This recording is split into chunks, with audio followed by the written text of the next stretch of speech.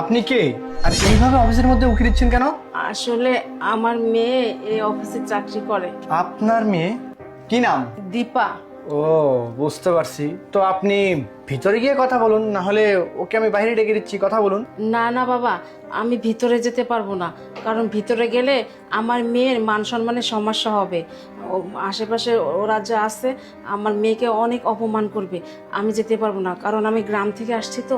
আরে না না, তেমন কিছুই হবে না, আপনি অযথা টেনশন করতেছেন, আপনি ভিতরে যান। না না বাবা, আমি ভিতরে যাব না।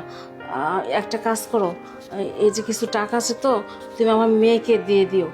আর তুমি আমার মেয়েকে বলো যে আমি গ্রাম থেকে এসে টাকাটা দিয়ে গেলাম, কারণ যতই হোক ও শহরে থাকে তো, ওর একটা খরচ আছে।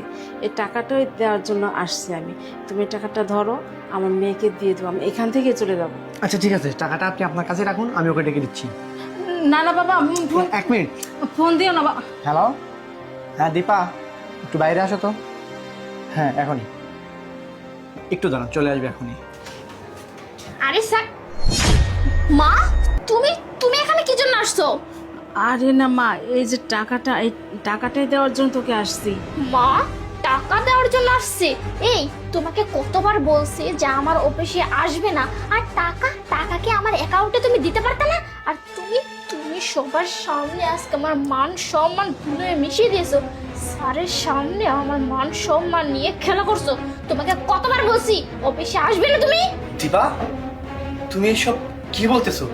তোমার কি মাথা খারাপ হয়ে গেছে নাকি? হ্যাঁ, ও তোমার মা, যে মা তোমাকে এত বড় করছে, এত কষ্টে লালন পালন করছে, তুমি সেই মাকে অপমান করতেছো, যার জন্য তুমি আজকে এত বড় একটা প্রতিষ্ঠানে চাকরি করতেছো, এত ভালোভাবে চলাফেরা করতেছো, সেই মাকে তুমি অপমান করতেছো।